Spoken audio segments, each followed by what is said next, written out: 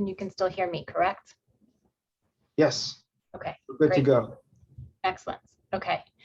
So I put together some information related to speech and swallowing, which are the main aspects of what I address with individuals that have Parkinson's disease. For most of you, you may have already some basic information and knowledge as to what some of the speech-related issues are. So I will go through just a general discussion on speech with primary focus then being on the swallowing aspect, because I think that was what was asked as more of the area of interest for the group. So like I said, feel free to ask questions along the way. In reference to speech, speech, of course, is the vocal expression of thoughts and feelings through sound, and it does require neuromuscular control and coordination. And it involves multiple systems in order to do that, including respiration or breath support, phonation, the articulators, which include the mouth, the lips, the tongue, the teeth, the hard and soft palate, as well as what's called resonance, which is the direction of airflow either within the oral cavity or the nasal cavity. For most of us, with this English being our primary language, most of the sounds are oral sounds, with only 3 being nasal sounds, where the sound resonates out of the nasal cavity, and those would be M, N, and ng. So making sure that the airflow is directed appropriately when there's a weakness in closing off the nasal cavity with the soft palate. Sometimes you may have a little bit more of a nasal quality to the voice, and that's what we're trying to address then with making sure that the speech is being understood and intelligible.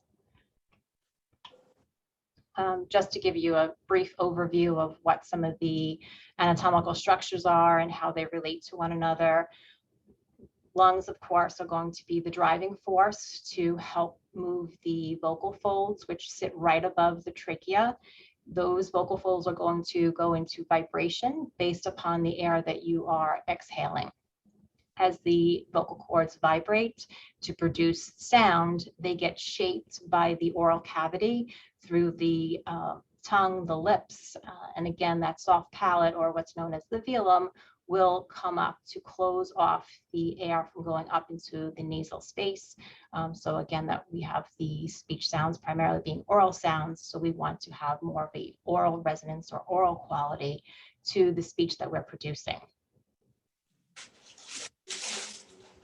Individuals with Parkinson's are likely to develop what's called a motor speech disorder, dysarthria specifically, due to muscular weakness. And there are different classifications or types of dysarthria.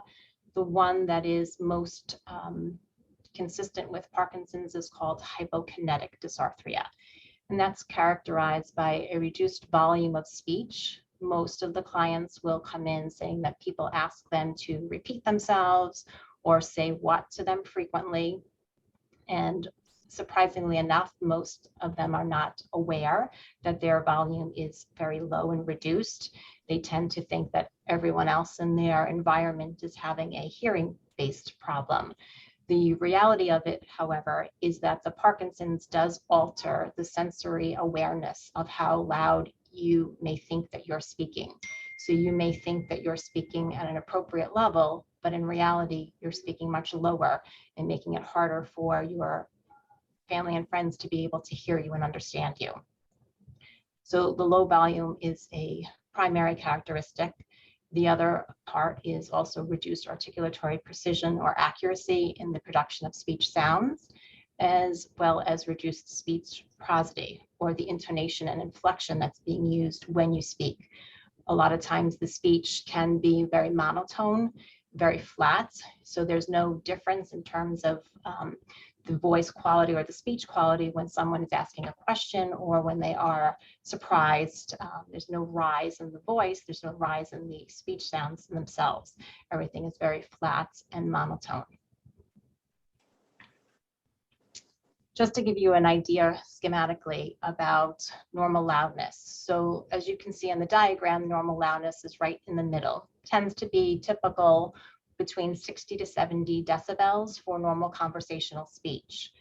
For most Parkinson's individuals, like I said, that have the reduced volume, you're coming in below that normal level with either a very soft volume or a soft volume that can be within like the 50s or even lower 60s, sometimes even lower, depending upon the severity of the dysarthria.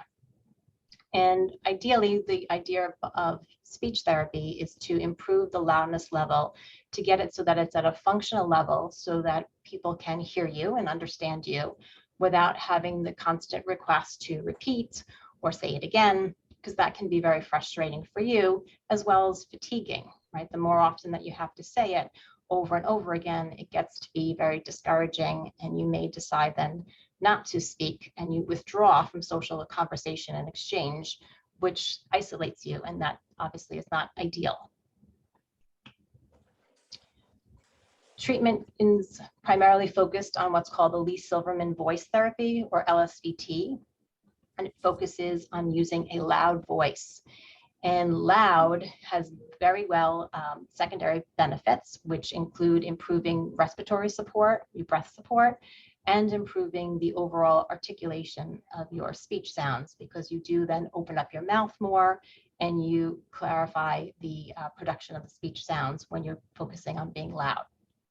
Now, this particular treatment approach has been around for over 25 years, and it's been researched extensively with very good results. If you're interested in getting more information about LSVT, I included the LSVT website so that you can look into it and explore some of the details and research on this particular treatment approach. Does anybody have any questions at this point in time on the speech aspects?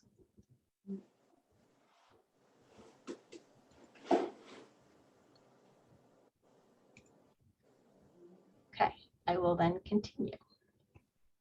Charles, I don't know if you're able to look in the chat because I can't see the chat right now. So if anybody does enter in a question, could you just let me know? Absolutely, no problem. Great, thank you. Now, in terms of swallowing, swallowing is something that we all pretty much take for granted and don't necessarily think about during the course of our daily routine. Swallowing is the process in which food and liquid, of course, gets ingested through the oral cavity or mouth, moved down the throat, or what's known as the pharynx, into the esophagus, the food tube, down to the stomach. And it requires respiratory coordination. Many times people don't realize that when they are swallowing, they are temporarily not breathing. So that's an important note to mention, because a lot of times when we talk about swallowing difficulties, there can be a problem where patients might be inhaling during the point where they should be swallowing, and that can cause the food and or liquid to go down the wrong way. So that's why I wanted to just point that out now as I talk about swallowing. So when we look at the basic anatomy, we see that the esophagus, or the food tube here on the bottom right, is sitting directly behind the trachea, or the windpipe. So you see that there's a very close approximation of where these two structures are anatomically. When we think about how food and liquid get ingested, we talk about, as I had mentioned, food going in through the oral cavity, right, into the mouth. You have your teeth, you have your tongue here, and you've got the palate above. The yellow is the hard palate, and the pinkish is the soft palate above. And when we chew and move food around in our mouth, we then take the formulated bolus, as we call it, and move it back with the tongue. So the tongue will move it back towards the back of the oral cavity into the throat, or what's called the pharynx. I wish I could show you as I'm pointing. I don't know, can you see my mouse as I'm moving it? Yes? Okay, great. Thank you, Dr. Todd. So the epiglottis here, the white structure, typically will move down to help close off the entrance into the airway. Your vocal folds, which are part of your larynx or your voice box, will close. They will move together or adduct. to help close off the airway entrance so that the food and liquid will safely go down into the esophagus. So we are looking to have the larynx elevate, the vocal folds close, this white epiglottis to retroflex and come down to help prevent anything from going down into the airway, because we don't want food or liquid to go down towards the lungs. We want everything to move through the pharynx into the esophagus and safely down to the stomach. So within the act of swallowing, it's broken down into 4 stages. The oral preparatory stage, where we talk about just taking and accepting food, the oral stage, the pharyngeal stage, and of course the esophageal stage. So oral preparatory stage, as I mentioned, you're accepting the food and the liquid. So it involves being able to recognize what's in front of you, how you put it on your utensil, bring it up to your mouth and open up your mouth. Breaking down the food through the process of chewing. Food mixes with saliva to help moisten it and further break it down. And then the tongue itself moves and collects that food into what's called a bolus, or a little ball of chewed up food, so that it can then be moved back towards the throat or into the pharynx. The oral stage is basically where the tongue is just moving that food back posteriorly, and how well and efficiently that's being done. Pharyngeal stage, or the stage within the throat, is actually where the swallow occurs. So we're looking at the actual trigger, the onset of the swallow. Typically when the bolus is moved back into the oral pharynx, so the very beginning part of the pharynx, we want that swallow trigger to happen within a second, very, very quickly. And the larynx elevates, as I mentioned, moves upward and outward. The vocal folds close, that epiglottis deflects and comes down, and the muscles within the pharynx themselves constrict to help move the bolus through. Once the food ball or that bolus is in the esophagus, it goes through by muscular contraction known as peristalsis down to the stomach. So here are just some schematics of the stages of the swallowing itself.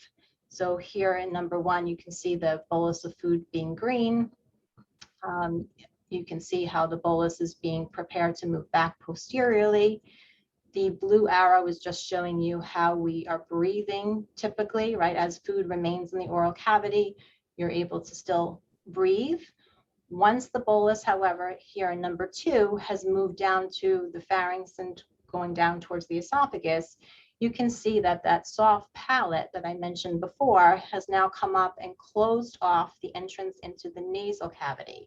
So now you're not really able to breathe the way that you were before, with air going down into your trachea. This nasal cavity space is now closed, so that temporarily closes off your ability to breathe during the actual moments of swallowing, as I had mentioned. So that bolus is being moved down from the pharynx. The upper esophageal sphincter is going to open to allow the food to go into the esophagus here. Once that bolus moves down into the esophagus, the upper esophageal sphincter will close off again, and that happens to prevent any type of reflux material going back up towards the throat. And the breathing is able to continue as it did before, where you're breathing in through your nose and able to have that air go down towards the lungs. Any questions so far about the respiration, the swallowing coordination?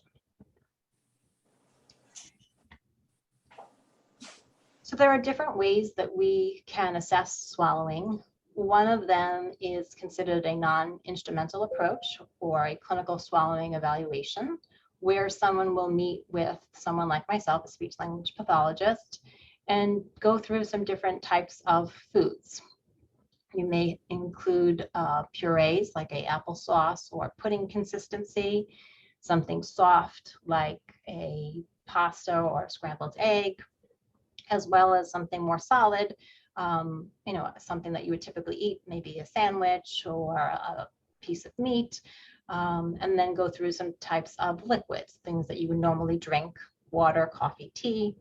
And the evaluation would be done on each of those consistencies and see how you manage each one of them from the different stages. The only one that we're not able to evaluate is the esophageal stage, of course, right? We can't see that further in detail.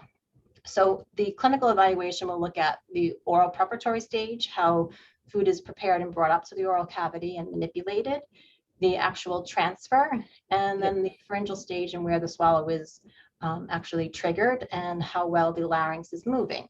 And the way that we do that is by providing some palpation of your throat. So typically 3 or 4 fingers get placed onto the patient's throat to see how well they're able to move their tongue back. And then from the time that the tongue moves back, how quickly and how well does the larynx lift and elevate for the swallow itself. What we then look at is for any type of throat clearing or coughing after you've swallowed. Sometimes that can indicate that there is something that started to go down the wrong way.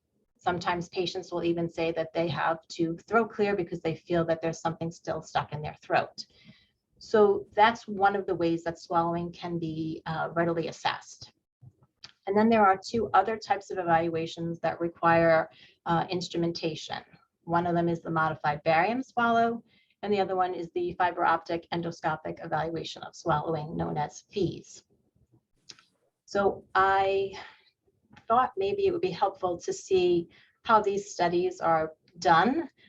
So if these links work, we'll be able to see how an NBS is performed.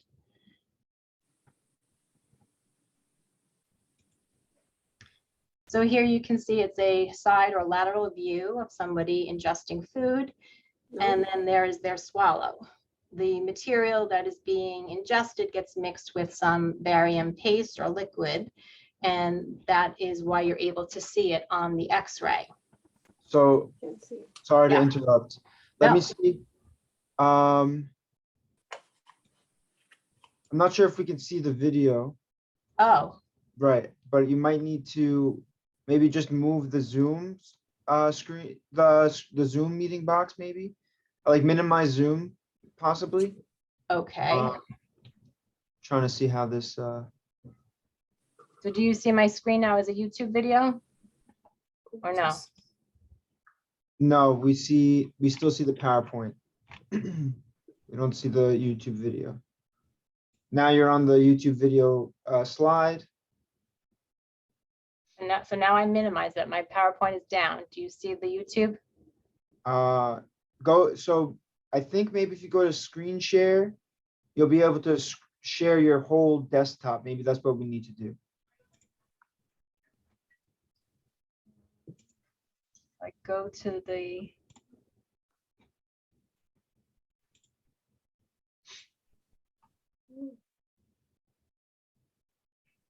You might need to stop sharing for a second. Yeah.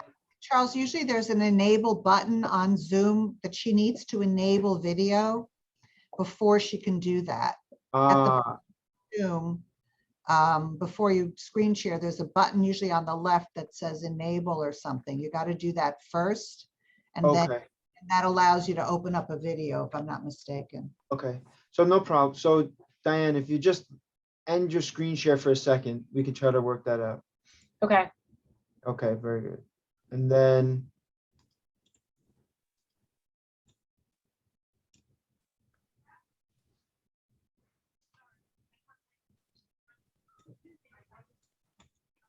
if you hit screen share again, what does it say there?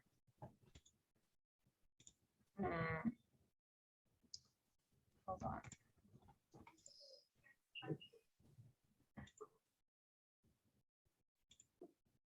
It just says 1 participant, multiple, or advanced sharing options. Okay, let me see here. And when I go to advanced sharing, it just is 1 or all participants. It doesn't give me any other option for video.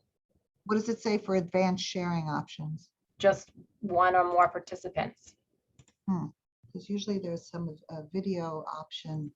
Okay, no worries. Let me check it out.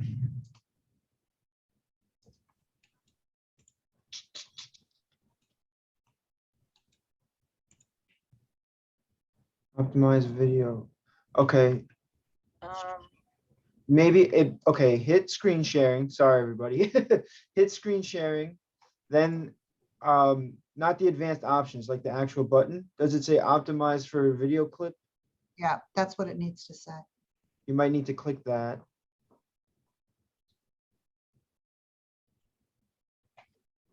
I'm sorry, I don't see that anywhere. Okay, that's okay. So here's also what we can do. I think this is gonna be the fastest way to resolve. Multiple people can share. I'm gonna get that link real quick.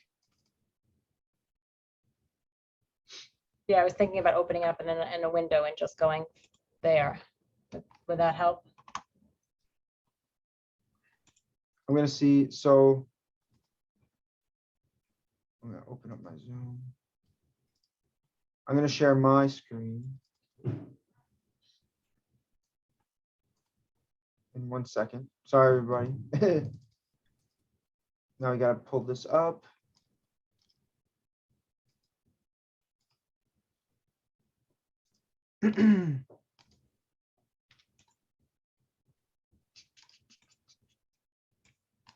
Okay. Everybody can see my screen? Okay, there you go. So for right now, Diane, if you want to just explain what you were saying about this, I'll play this X-ray. Does that Okay. work? I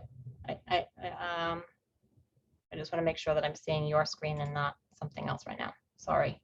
That's okay. Like I see.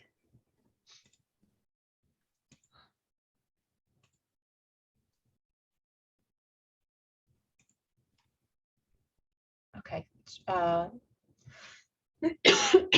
Okay, Charles, hit play. All right, very good. So, okay, yep. So we see that the individual is chewing on some food and the food is being transferred back. And then that black collection was the actual food that was being swallowed. The food gets mixed with some barium contrast so that we're able to see it on the X-ray. So the modified barium swallow study is done in a radiology suite, and the food and liquid are all mixed with barium, either liquid or powder, so that the food can be seen on the X-ray directly. And the clearance of the food from both the oral cavity and the pharyngeal cavity can then be seen.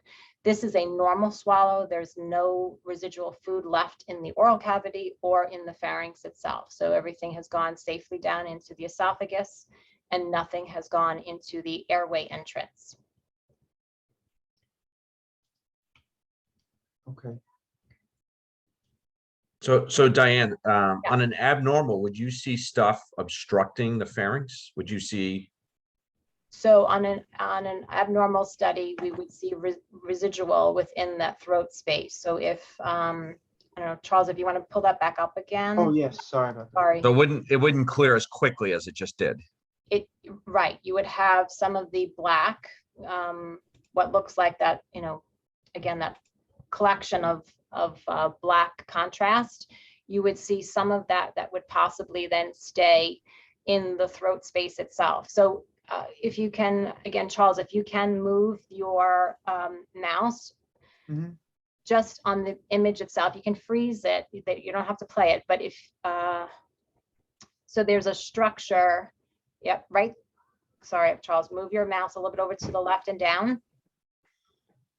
A little bit over more to the left, slightly. Yep, so right there. So that's the hyoid bone, okay? And then right above that is that epiglottis that is coming down to close off airway entrance. So if there is any type of weakness within the throat or the pharynx itself, you would see a collection of that black food material that would either stick up in that area by the epiglottis or along the back posterior wall of the pharynx. So that would require either a second swallow, maybe alternating the food with some liquid to try to help clear it. You know, some of those strategies may help, but that's what you would typically see if there was some type of a weakness.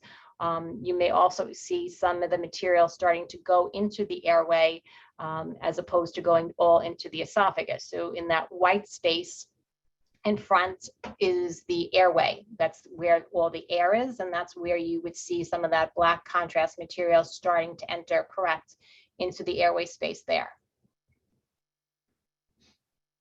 Thank you. That was good. Yeah. You know, for as much as we talk about these studies, you we rarely show a visual, so that's very helpful. Yeah, and I find sometimes that when patients say that they're getting referred for certain types of testing and they're not prepared or understand exactly what the test is going to be doing or how it's going to even be performed. So I thought that this would be helpful to alleviate some of the concerns and just try to help, again, provide information and education so that they can go in with, better knowledge and awareness as to what will transpire.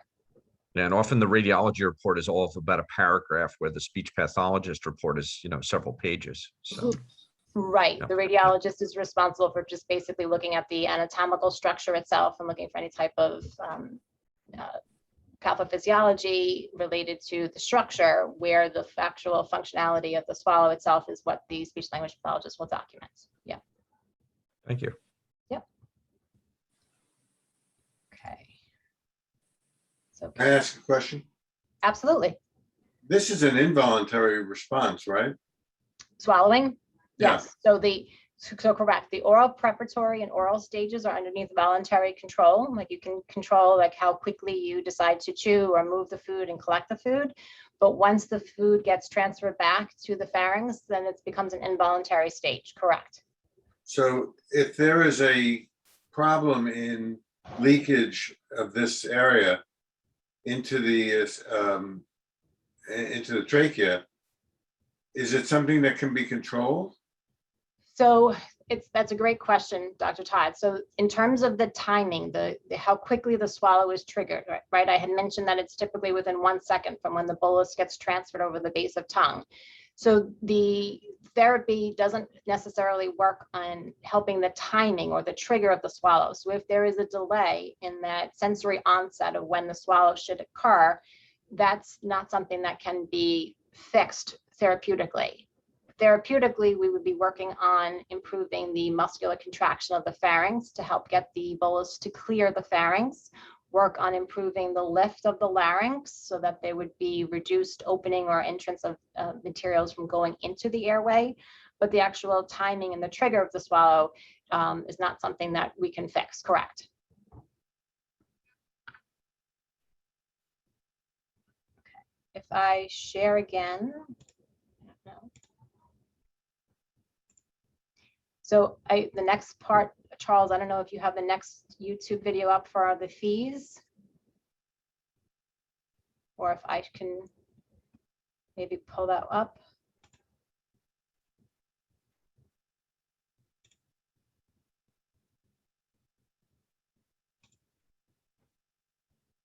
Charles, are you still there? Yes, so I'm going to try to pull it up. the PowerPoint again? No, the fees video, the next one. Oh, okay, I can do that for you. I'm sorry. I can do that for you. No, that's okay. I pulled it up on my YouTube. You think I would be able to share it? Let's see. Can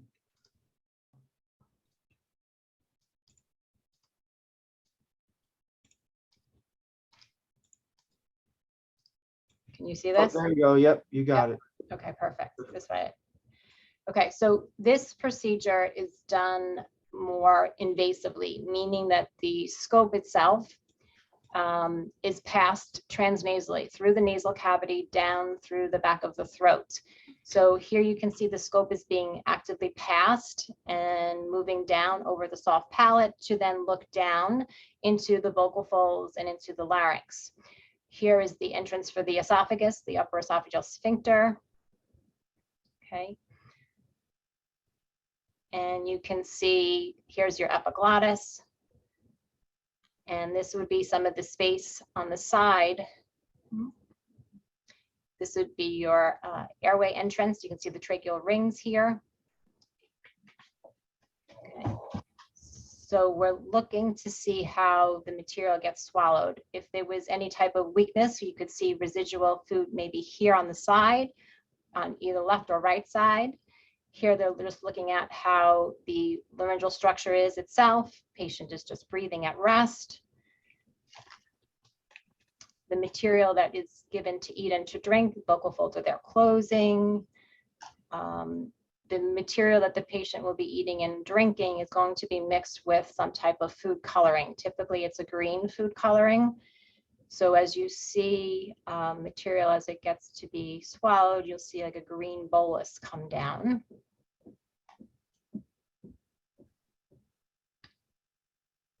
There it goes, and you can see it was successfully swallowed. There's a little bit of green there. You can see a little bit of premature spillage that goes down into the pharynx, but we're seeing that nothing green has gone into the airway and nothing into the trachea. There's another swallow. And sometimes you will see a little bit of the coating of the green on the secretion, on the mucus itself, which is normal. But this is typically a normal swallow. There's no residual food or liquids that are left in the pharynx itself. That little bit of coloring that you see is, again, consistent with what's normal with typical coating along the structures itself. Any questions about either of these studies? Okay. Go back to my.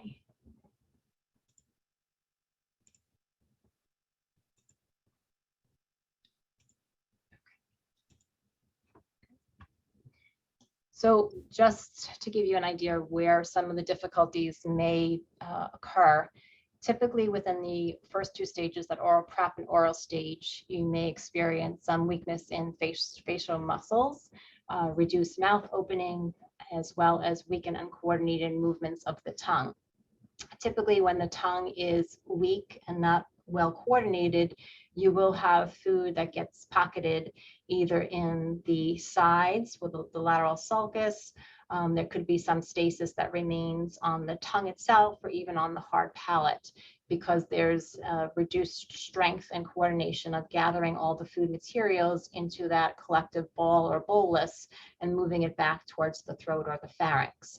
So some of those things are common and typically seen. And when that happens, you may experience reduced, or I should say, increased meal time. So the meals are going to take you longer to eat. When mealtime is increased, it also then results in increased fatigue. And when you're more tired because meal times are taking you longer, it can cause you not to eat as much, right? And then there's going to be a decreased nutritional intake. So sometimes I will hear that, you know, the meal that typically was eaten is now only being eaten maybe 50% because of the difficulties within these two stages of swallowing itself. The pharyngeal stage, or that throat stage, you may see delayed in the timing of the swallow. As mentioned before, the trigger of the swallow itself may take more than 1 second. So you may have a swallow that takes 2 seconds or longer before it actually gets triggered. There can be reduced elevation of the larynx, reduced closure of the vocal folds, as well as reduced muscular contraction of the pharynx. And when any of these things happen, you can experience either food feeling like it's getting stuck and not clearing the throat. You can have food or liquid going down the wrong way that can cause coughing and or throat clearing. Now, that becomes a concern when there is coughing and throat clearing happening on a more frequent basis. When food and liquid are going down the wrong way, the concern is that you are then at risk for what's called penetration, meaning that the food and liquids are going into your upper airway down to the level of your vocal cords. And that's when you may be triggering a cough or a throat clear response. For some patients, they may have food and or liquid that goes down even further. It goes past the level of the vocal folds and directly into the trachea, and that's called aspiration. And we don't want food and or liquid to go down into the airway. That sets us up for things like an aspiration pneumonia. And when that happens, then there are concerns about the safety of continuing to eat the things that you're typically eating. There may be a need then to make modifications to the types of foods and or liquids that are being currently taken in. There can be discussions then for swallowing therapy to improve the swallowing function itself. So here you can see a little bit of, on the modified image here, you can see some of the black contrast material that we had talked about before that's on the back of the tongue. You see a little bit in this space here which is called your vollecular space. And this is not what we want to see. We want to see that all of this contrast material has cleared. So this can occur when there's a weakness in the tongue retraction. It can be because of the incomplete elevation of the larynx itself, causing some of this residual material to stay here. Here you see more residual in the pharynx. So right here where my arrow is pointing, this is the airway itself, okay? Contrast material is sitting right above the epiglottis in what's called the vollecular space, and then it tracks over the into the piriform sinuses over here. You can also see a little bit of a coating along the posterior pharyngeal wall. And this is typically what you would see when there's reduced laryngeal elevation and reduced pharyngeal contraction, causing this type of residual to stay within the throat after the swallow. So here you would see the need for maybe a second swallow, maybe a liquid wash, maybe just the fact that the material is not clearing may require then different types of food consistencies to be taken in because these are too hard to get down. So what can be done if this is a problem? What types of things happen in therapy? Well, if it's a oral prep or oral stage issue, typically oral motor exercises can be done to help work on improving tongue strength, movement, and the transfer of the material to the back of the oral cavity. We can also work on throat exercises, or what's called pharyngeal exercises, through traditional swallowing maneuvers. So there are a variety of swallowing maneuvers that can be done to help strengthen the muscles of the pharynx, to help with the contraction, to move the bolus through the pharynx, to work on lifting of the larynx itself, the closure of the vocal folds, all to help protect airway and to allow the material to go safely down into the esophagus. There also are what's called compensatory strategies. Now, the compensatory strategies don't work to strengthen or improve the swallow. That's what the swallowing maneuvers are for and the oral motor exercises. Exercises, as we know, are used to improve and strengthen. Compensatory strategies, on the other hand, are done to help to safely have food and or liquid go down into the esophagus through different types of strategies. Looking for another word, but I couldn't come up with one. Typically, it can be alternating the food with the liquid, taking single bites of food and or liquid rather than multiple bites, not taking consecutive cup sips or straw sips. Something called a chin tuck, where you would be tilting your head down so that your chin touches your chest, or a head turn. If there's weakness specifically on one side, you would turn your head to the weaker side to help compensate and direct material down the strong side. Again, these are just ways to safely get food and fluid down into your esophagus. These compensatory strategies do not work on improving the swallow function itself. Recently, there are two other types of therapeutic approaches that can be incorporated in treatment. One is the expiratory muscle strength training, which works on improving the exhalation, the breath, and the muscles for respiration to improve coughing, and has shown to have some improvement with swallowing function and airway protection. And there's also something called neuromuscular electrical stimulation, where surface electrodes get placed onto the throat to improve the neuromuscular connection, so that there is a electrical stimulation that triggers a message to tell the brain to have those muscles to contract as you swallow.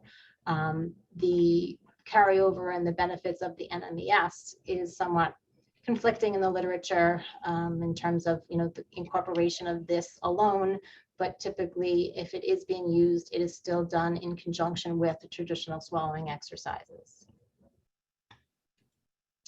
And I just wanted to close with a particular case study on a 70-year-old male that had been diagnosed 5 years prior to coming in for therapy.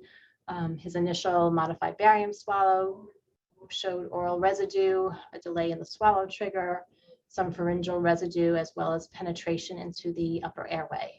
Again, that was material going into the airway to the level of the vocal folds. He was recommended for a soft diet with nectar-thick fluids at the time. He went through a course of treatment twice a week for a period of 6 weeks, had a follow-up MBS, which showed improvement in his oral clearance. The delay of the swallow trigger still continued to exist, of course, as I mentioned previously.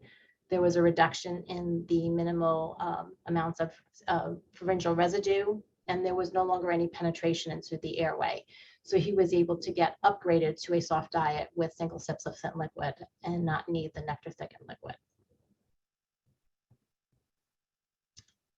So I'm hoping that this was not too overwhelming, and I am happy to engage in any discussion or answer questions for whoever would like to talk and learn more. In that last case that you presented, is that just a compensatory effect, or are you able to actually reverse the symptoms? So in that case study, Yeah, you said small sips and soft foods. Will the person be able to go back to eventually a regular diet? so on that particular case, he went from a nectar thick fluids when he started.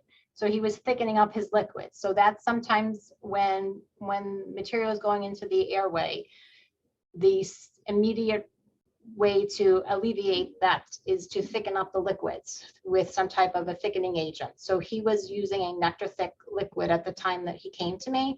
And then with the follow-up MBS, he was able to safely take 10 sips of regular liquid then.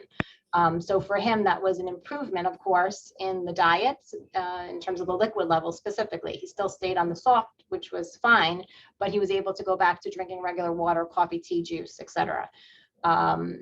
So it wasn't that he was using compensatory strategies such as the chin tuck or the head turn. He was using traditional swallowing exercises during his course of treatment that improved the swallowing and allowed him to go back onto thin liquids. That's great. What has been your experience in terms of individuals continuing with exercises or whatever has been told to them to do as time moves forward? Because that always comes up when I'm working with PD clients, that, you know, that issue of I'll either hear it from a care partner, you know, that they're not continuing or that they are continuing or that they're too difficult to do. So what's been, Diane, your experience with that? Yeah, that's a great question, Gloria. So I find that they will probably continue shortly after the therapy ends, but then if I talk to them or see them, you know, 2-3 months or more after, I find out that they've stopped doing the carryover. And that is an important part to continue with. You know, you want to continue doing those exercises to maintain the level of function as best as you can and as long as you can. So that is a key component, regardless of whether you're doing it for speech purposes and or swallowing. Yeah.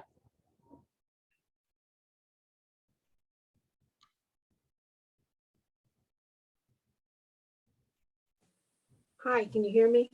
Yes. Oh, okay. My name is Wendy Wasser. I'm a PD patient over at NYIT, and I'm also a speech pathologist. So my question for you is, the oral motor exercises, do you find any benefit from doing them before symptoms are noticeable? Yeah, I mean, you can definitely do the exercises before noticeable symptoms. That certainly can't hurt. It can only help. Right. For some individuals, you know, some of their swallowing difficulties may be considered asymptomatic. So they may not even realize that they're having trouble sometimes until they end up having something like a respiratory infection that leads them to find out more. So definitely worthwhile to be proactive in doing the exercises earlier rather than later. Sure. Thank you. Yep.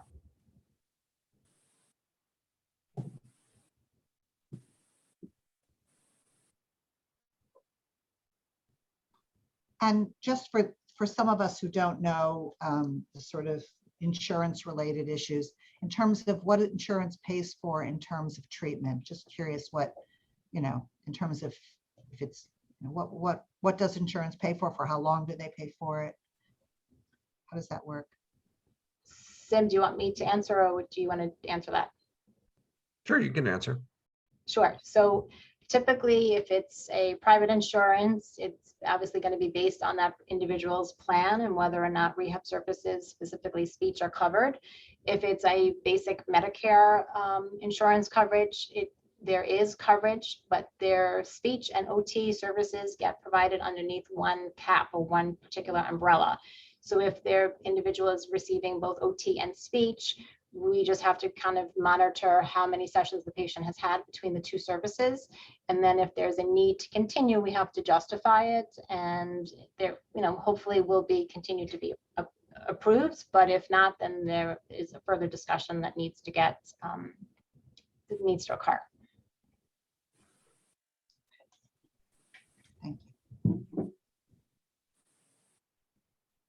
Anybody else?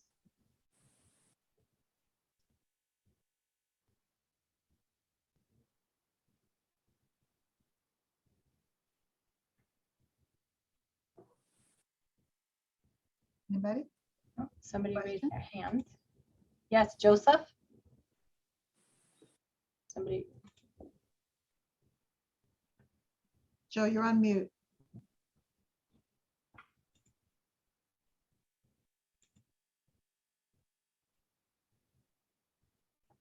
I'm sorry, the button was hit by mistake.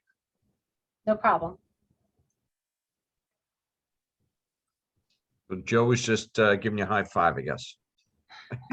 Yeah, the presentation is excellent. Thank Yeah, you. thank you, Diane. Thank you, Charles, for your technical assistance. Yeah. Yep. Absolutely. Actually, I'm going to ask one more question. I'm Sure. sorry, a lot of things to ask.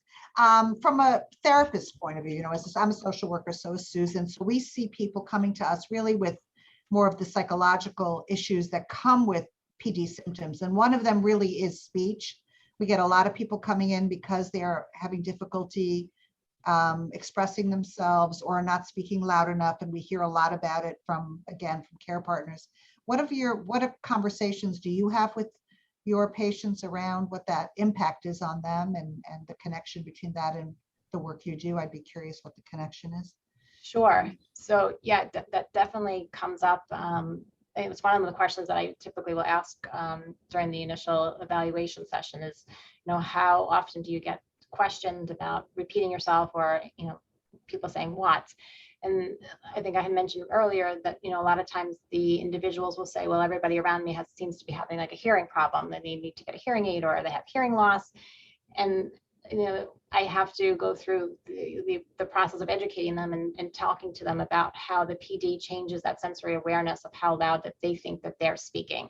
And that it's not a problem of everybody else around them when it really is just focusing in on them. And the concern that I have and that I express is that if it becomes an ongoing burden where people can't hear you, even when they ask you to repeat, their turn taking and their ability then to engage with that person in conversation is going to become less and less. And I don't want individuals to feel isolated. I want them to be as involved, of course, as they can be in making conversations and expressing themselves, thoughts, needs, wants, etc. So the importance of continuing to work on being loud and making their needs known is really important, so they don't become isolated and they don't lose that social connection between family member and friends. That's great. I think that's another great point that you mentioned, Gloria, in terms of dealing with spouses, because it does change that social circle. Like if there are friends that you may be going out with that tend to not know how to adjust or deal with some of the things that you're facing, or you or your spouse might be facing, they may not engage as much in social events or requests to meet up and get together.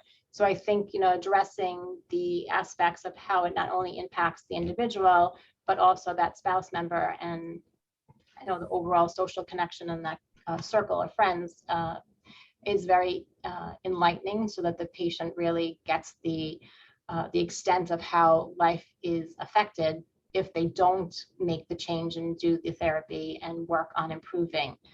So that's another point. Right, and it affects them as a couple. That whole idea of being a couple, which is what everybody wants to retain. Yeah.